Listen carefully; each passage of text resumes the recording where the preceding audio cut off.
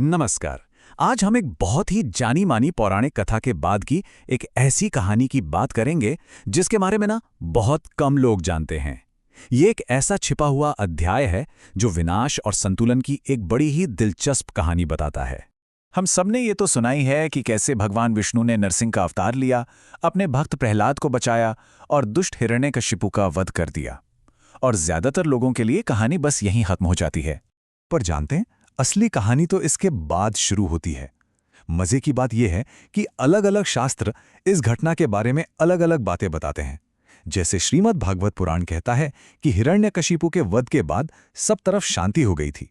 लेकिन शिव पुराण एक बिल्कुल ही अलग और कह सकते हैं कि एक डरावनी तस्वीर दिखाता है। उसके हिसाब से ये अंत नहीं था, बल्कि एक महाप्रलय की शुरुआत थी। शिव पुराण की शत्रुरुद्र संहिता में तो साफ साफ लिखा है कि सच्चाई कहीं ज्यादा भयानक है। हिरण्यकशिपु के वध से शांति नहीं आई, बल्कि एक ऐसे प्रलय की शुरुआत हुई जिसने पूरे के पूरे ब्रह्मांड को विनाश के मुहाने पे लाकर खड़ा कर दिया था। तो चलिए अब जरा गहराई से देखते हैं कि आखिर हुआ क्या था। ये कहानी है उस क्रोध की जिसे कोई शांत ही नहीं कर सका। देखिए, हिरण्यकशिपु का वध करने के बाद भगवान नरसिंह का क्रोध इतना ज्यादा बढ़ गया था कि उनके शरीर से मानो आग निकल रही थी। देवताओं ने बहुत कोशिश की, फिर भक्त प्रहलाद ने उन्हें शांत करने की कोशिश की और ऐसा लगा भी कि वो शांत हो गए हैं। पर यह सब बस बाहर से था। अंदर हिरण्यकशिपु का वो जहरीला खून चखने के बाद उनका गुस्सा और भी भड़क गया था। आलम यह था कि जो ब्रह्मांड के रक्षक थे वही अब उसके लिए सबसे बड़ा खतरा बन चुके थे। अब जब नरसिंह का क्रोध किसी के भी बस में नहीं था और पूरा ब्रह्मांड खत्म होने की कगार पर था, तो सारे देवता भागे भागे कैलाश पहुंचे। उन्होंने ब्रह्मांड के संहारक महादेव से गुहार लगाई कि वही अब इस संतुलन को वापस ला सकते हैं। और अपने प्रिय भगवान हरिनारायण को उस दर्द और गुस्से से बाहर निकालने के लिए भगवान शिव ने एक ऐसा अवतार लिया जिसकी कोई कल्पना भी नहीं कर सकता था। ये कोई साधारण रूप नहीं था। शिव पुराण बताता है कि ये एक बहुत ही विशाल रूप था, जिसका चेहरा शेर का था, जटाएं थीं, 8 पैर और 1000 हाथ थे। सोने की तरह चमकते हुए 2 बड़े बड़े पंख, और उनकी दहाड़ ऐसी थी जैसे हजारों बादल एक साथ गरज रहे हों। ये रूप था भगवान शर्भेश्वर का। और बस यहीं से शुरुआत होती है ब्रह्मांड की 2 सबसे बड़ी महाशक्तियों के बीच एक भयंकर देव युद्ध की। सोच कर देखिए, अब आमने सामने थे ब्रह्मांड के 2 सबसे बड़े महाबल। एक तरफ भगवान नारायण का क्रोधित नरसिंह रूप और दूसरी तरफ भगवान शिव का शक्तिशाली शर्भेश्वर रूप। भगवान शर्भेश्वर ने भगवान नरसिंह को अपने बड़े बड़े पंजों में जकड़कर शांत करने की बहुत कोशिश की, लेकिन हुआ इसका ठीक उल्टा। उनके पंजों से लगे घाव ने भगवान नरसिंह के क्रोध को कम नहीं किया, बल्कि उसे और भी ज्यादा भड़का दिया। और उस बेहिसाब उकसे में भगवान नरसिंह ने एक और भी ज्यादा भयानक रूप ले लिया, गंडभेरुंड का। इसके 2 विशाल सिर थे, चौड़े और आग उगलते हुए पंख थे, और ये अपनी चोंच से विनाश करने वाली बिजली पैदा कर रहा था। ये एक ऐसी शक्ति थी जिसकी कोई सीमा ही नहीं थी। और ये कोई छोटी मोटी लड़ाई नहीं थी। जानते हैं, अलग अलग शैव, वैष्णव और तंत्र ग्रंथों में बताया गया है कि ये विनाशकारी देव युद्ध पूरे 18 दिनों तक चला था, और इसका हर एक पल ब्रह्मांड को उसके अंत के और करीब ले जा रहा था।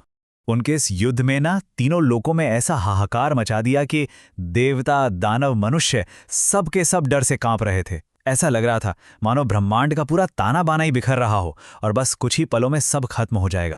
अब सवाल ये था कि जब ब्रह्मांड की 2 सबसे बड़ी शक्तियां ही एक दूसरे से लड़ रही हों, तो ऐसी कौन सी तीसरी शक्ति हो सकती थी जो इस महाविनाश को रोक पाए?